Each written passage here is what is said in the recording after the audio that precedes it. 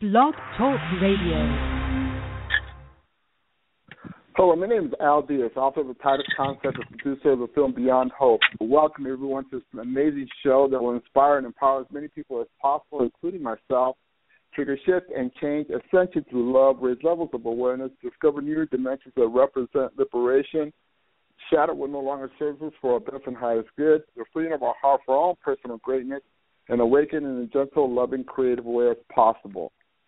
Today, we have Tracy Lee, who is a proclaimed medical intuitive, healer, and a psychic medium dedicated to sharing her gifts with others for the purpose of healing chronic and short-term physical, emotional, and spiritual issues. Healing services provided for any condition from any distance, including people and pets, distance healing services, no-touch massage, nerve repair, orthopedic treatments, pain management, anxiety, stress management, viral bacterial treatment, chakra alignment, spiritual cleanse, consultations by phone, text, or Skype, intuitive health scan, intuitive readings, and holistic advice. Tracy Lee has become a very good friend of mine and somebody that I definitely do utilize, and because I do believe in what she does, and I feel she is very gifted. Without further ado, let's welcome my good friend, Tracy. Tracy, welcome. Hi, Al. Thanks for having me again. Absolutely. So how you been? What's going on at your end of the world? My end of the world is going really well.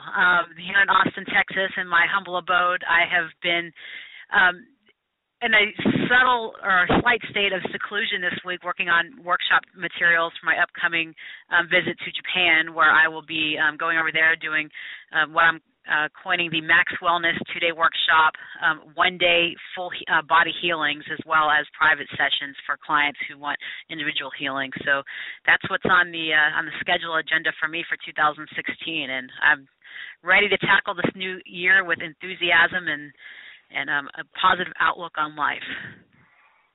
Well, congratulations, and I wish you all the success your heart desires for all of your endeavors. Thank you, Al, and the same to you, as always. Thank you. So, PsychicSurgery101. So I'm going to split those two words up so you can tell me what they mean to you. What is psychic to you? Psychic is the ability to perceive something that you cannot see with the naked eye. That's and I wasn't even expecting that question. That answer just rolled off my tongue.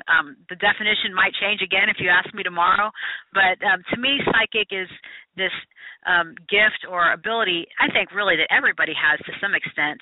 It's seeing with your third eye what you're not seeing with your two regular human eyes that are powered by your optic nerve. It's kind of looking within and using your intuition to see something or to arrive at a conclusion that you can't just see, by looking at the three-dimensional world.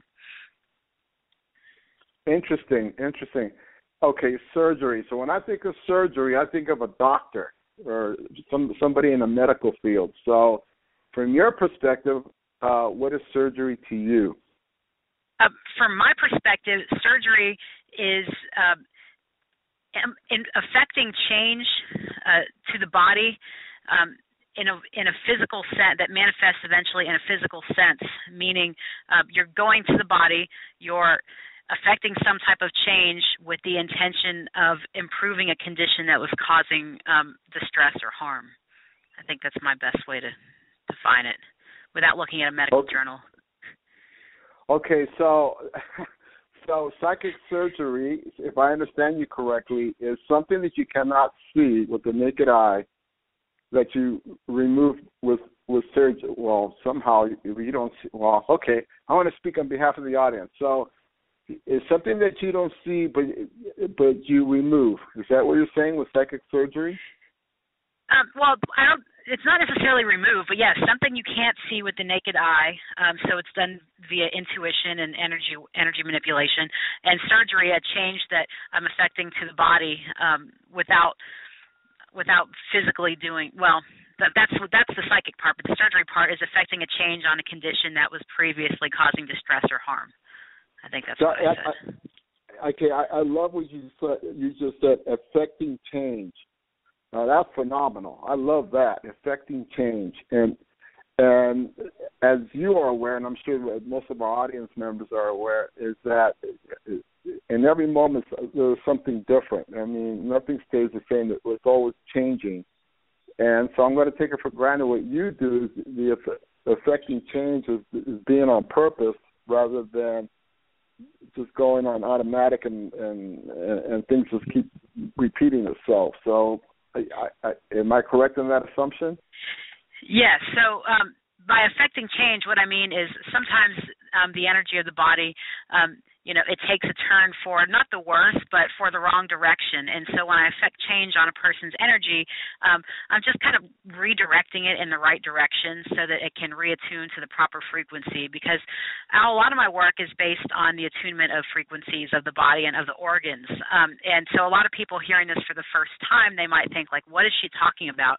So each organ of the body has a proper frequency that's measured in hertz. For example, the thyroid is, I think, at like 492 hertz.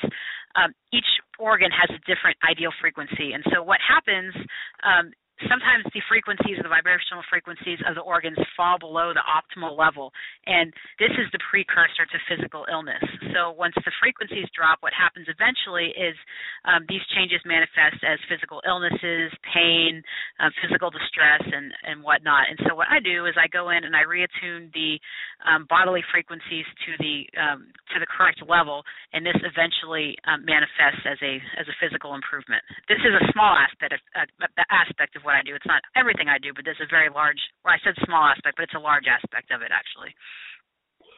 So, one of many aspects. So what happens is, let's just say a human being is born perfect and everything's functioning well, and the frequencies that are at the right level, optimal level.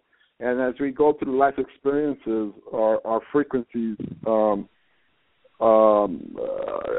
they ebb and flow. I mean, obviously, if we're having a good time and everything's going well, our frequencies are probably at an optimal level.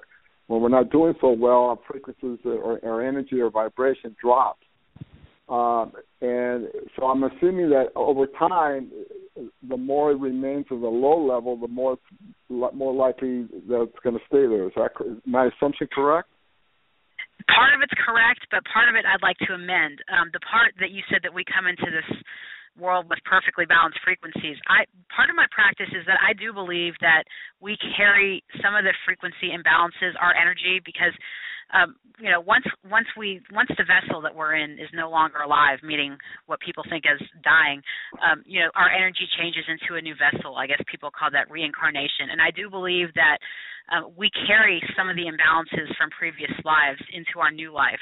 So people ask sometimes, like, why do little kids, are they born with these problems or cancer? And I believe that a lot of this is carrying over these imbalanced frequencies from previous lifetimes. So yes, while some people come into this world with perfectly balanced frequencies, some people aren't so lucky. But I would agree with the latter part of your statement, which is yes, as a baby grows up and goes through toddler years and preteen and all this stuff, we go through life events and things happen that make our cause our frequencies to lower. And when this happens, especially like in the latter stages of life, yes, they start to manifest as physical issues. And it almost never fails that we talk about the different types of illnesses and ailments that are associated with the different chakra centers, and almost always, the types of emotional problems that people have are in congruence and in alignment with the types of physical problems that we associate, in my practice with those same types of emotional issues. So, okay, long answer. No, it's good. It's thank you for sharing your wisdom. So, and I know we're talking about Psychic Surgery 101, and we're going to do our best to stay in the beginning stages of understanding. But so what is the difference between what you do and, say, somebody that does prana healing or energy work or Reiki or a shaman or, are all you guys the same or different? Or, no. What is the difference? Well, so you just baited right into my wisdom that I love sharing. There's a mantra that I share on my website that has received a lot of positive attention, and I'm going to say it slowly, so I only have to say it once. But it says, I am not Christian, Buddhist, or Jewish. I'm not a shaman, a pranic healer, a Reiki practitioner. I channel the energy of the most powerful healers in the universe, and I'm able to do so because unconditional love is the enemy of pain, injustice, and suffering. And so I don't like, and the title of that is To Label is to Limit. So I don't label myself a shaman or a Reiki practitioner or a pranic healer or any of these things, because those labels, what they do is they limit what you're able to do and the types of entities and spirits you're able to interact with. For example, and there's nothing wrong with Reiki. Like I think Reiki is great. I think pranic healing is great. I think shamanism is a wonderful, beautiful practice. But the problem is that I use a little bit of all of those practices and belief systems. So to label myself one would just really be limiting limiting myself. So good question. I love answering that. So it sounds to me that the energy or the vehicle or the tool that you use is basically love. Is that what I'm hearing? Of course I use love, but the problem is that I use so many vehicles and tools. For example, Reiki uses vibrational balancing, vibrational healing, energy work. I do that. Shamanism works with spirit animals and spirit healing entities. I do a lot of that. Also, I heal with extraterrestrial help. I'm connected to the extraterrestrial and multidimensional entities as well. So I tap into a little bit of everything. All of the kind of celestial healers that I deal with have different specialties. So I guess I would say it depends on the issue or the problem that the client is facing, and that would depend which practice that I call upon to help heal them. I've got a very large tool chest. Awesome. So I'm going to ask a question here, and I know I'm going to go off topic here for a moment.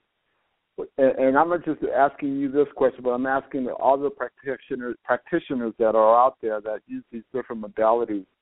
Why not just go directly to source and utilize that energy or that tool rather than going through a go-between?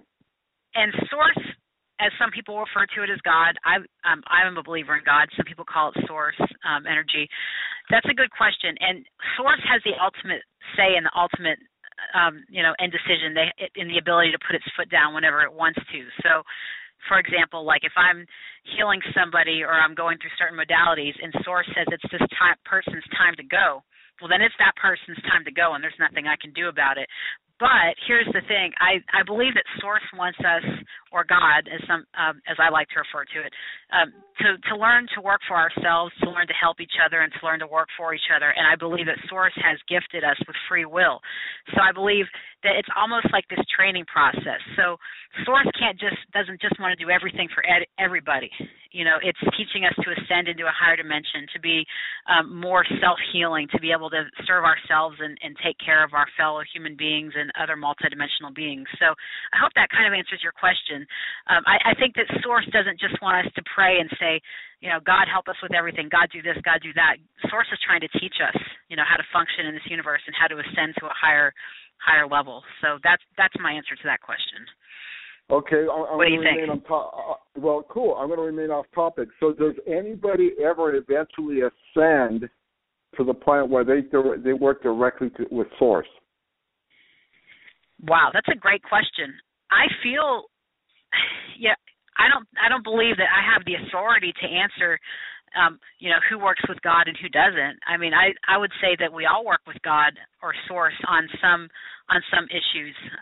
I communicate directly with Source many, many times a day, and I feel that I'm being communicated back. There's sometimes if a situation is grave enough that I might, stick in a little prayer saying, hey, this person might need a little extra help. It would be really awesome if you could put your almighty touch on this one, But I try to learn how to, exist within my gifts and work with the helpers, because I believe that my helpers and my guides are gifts from Source as well. So, he's got a lot of things going on, the big guy upstairs, and I try to bother him as little as possible. There's world peace and, like cities that are going to have earthquakes and natural disasters. So I try to be as self-sufficient as I can, but I always express gratitude, for the ability to do so. But It's touchy stuff when we start talking about God. So for 40 years, I lived a certain way, and I thought this is how life is, and it felt normal, quote unquote normal to me. I thought this is how it is, and when I turned 40, I became curious to have a greater understanding how humanity coexisted with life or with the universe. So I went through an awakening period. And eventually, I realized that I was blessed with gifts.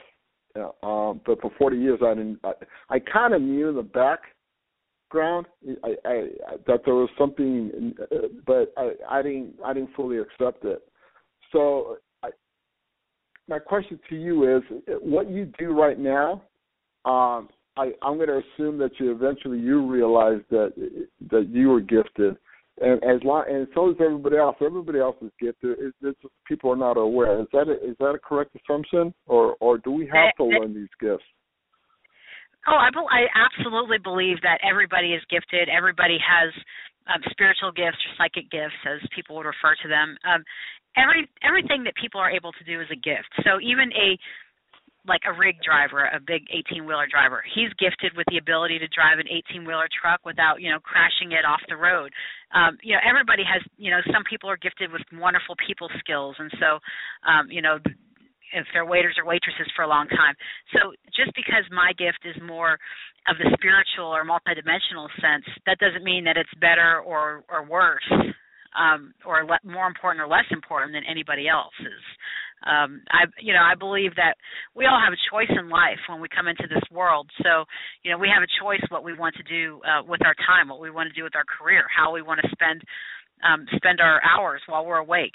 And I really believe that if you set your mind to it, you can accomplish whatever it is that you really want. I'm a big believer in the law of attraction and the ability to manifest your own dreams. So that's kind of my answer to that one.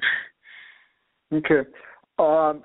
Let's go back to the topic. So, can anybody perform psychic energy on themselves, or do we need to go to somebody like yourself? Both. So, yes, anybody can learn to perform psychic surgery on themselves, and anybody can learn to heal themselves.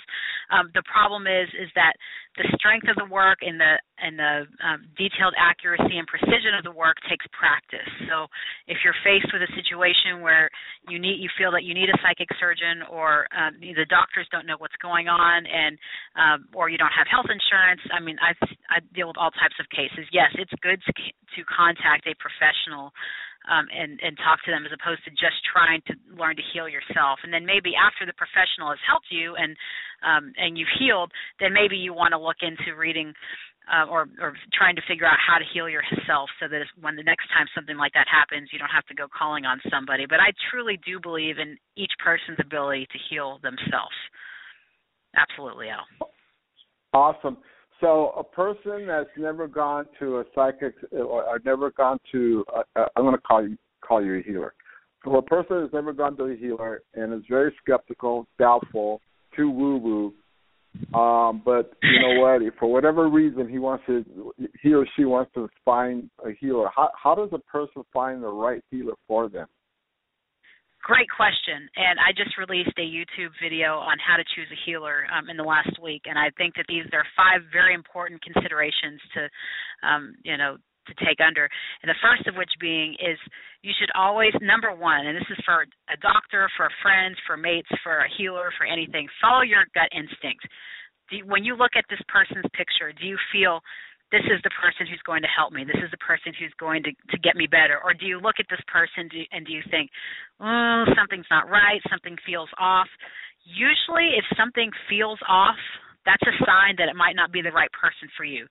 It's not necessarily a sign that they're a fraud or that they're a bad person or that that they're not good at what they do, but maybe it's a sign that it's not a good fit for you. So step number 1, I would say, is to just make a connection with somebody, at least verbally, and not verbally, visually, and see, how does your gut feel when you look at this person's picture.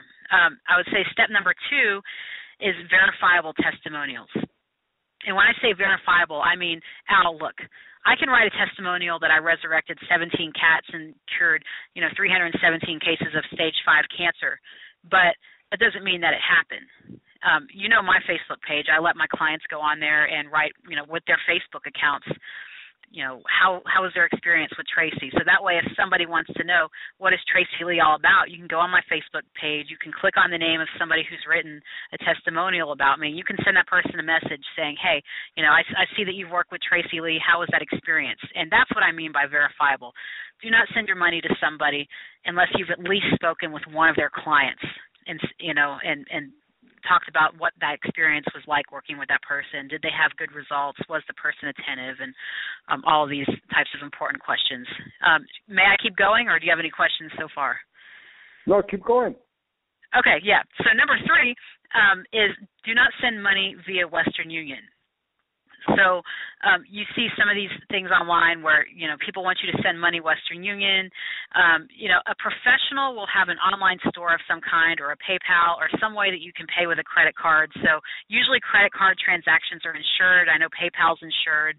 I know I've got insurance through my Shopify store online. So you want to look for somebody with a professional business setup, not just exchanging cash or Western Union, no way to track your money, these types of things. Number 4, and this is an important one, Al. Number 4, send a test email or a test phone call to this person. See how responsive they are. I know in the case of when people contact me, I always email back within 24 hours. And if somebody takes the time to leave a message on my machine, I take the time to call them back and say, hey, thank you for calling. I am a busy person. You can schedule a consultation, but I'll usually take the time to answer 1 or 2 brief questions. Responsiveness is very, very important when you're hiring a healer or a medium. Very, very important, because if you're working with someone and you're sick and you send them money and they're doing this treatment on you, what if there's an emergency you need to get hold of them? You want to make sure that you're dealing with somebody who is responsible and responsiveness and attentive to their clients. And then number 5, and I like bookends, like number 1 and 5 are my favorite ones. So number 1 is follow your gut instinct. Now number 5, and this is my other bookend, is never, ever, ever, ever, ever, ever believe anybody who tells you that their practices are 100% guaranteed. Nothing in life is 100% guaranteed. Chemotherapy is not 100% guaranteed. Antibiotics are not 100% guaranteed. In many cases, it's not guaranteed that I'm going to wake up alive tomorrow morning, much less work with an energy healer who's going to guarantee that you're going to be better in so many sessions. Now, they should be able to give you an estimate, and you can talk about expected results, but results vary for everything in this life, and anybody who's going to guarantee something, that's a sales tactic, and I would be very wary of that. So there's my 5 pointers. Take them for what you will, but based on experience. Awesome. And also based on hearing war stories of clients working with past healers. I've been introduced to amazing people from around the world as I traveled and spoke on stage and been in different countries, and I've been blown away by what some different people can do, including yourself. So, thank you. Somebody that's new to all this, how can you figure out what modality to choose from? Obviously, you're different. I mean, I think you're the first one I've ever met that uses all-encompassing tools. Versus, the amazing people that I've met throughout the world, they use a specific or a couple of tools, and they're different, than what you do. So how does a person pick what modality? They feel good about, let's say they feel good about 3 different people that have 3 different modalities, and the intuition says, hey, all 3 would help you, but they have 3 different practices. How do you figure out which modality to use? Well, that's a very difficult decision sometimes. I can give a couple of brief pointers. The first thing I would say is that if your problem or your issue would require surgery in a 3-dimensional sense, being the removal of a cancerous tumor or open heart surgery, any of these types of issues, if your issue in a 3-dimensional world would require a surgeon to cut you open and use anesthetics, then you definitely want to look for somebody who labels or who's familiar with psychic surgery.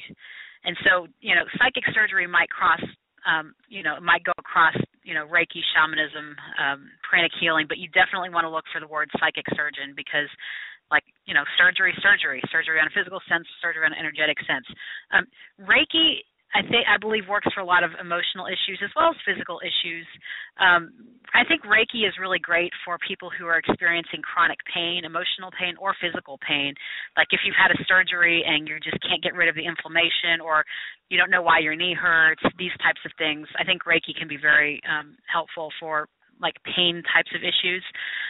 I believe that shamanism is really great for addressing issues that are unexplainable, like people who have gone to a doctor and they don't know what's wrong with them, but they can't digest properly. They have nausea. They have recurring headaches, just weird, inexplicable phenomenon that nobody can quite put their finger on. I think a lot of times shamanism works really well because it deals with, spirit animals and entity possessions and whatnot. And a lot of times these are kind of invisible remedies to these types of solutions. And then, your quantum touch healing, your pranic healing, go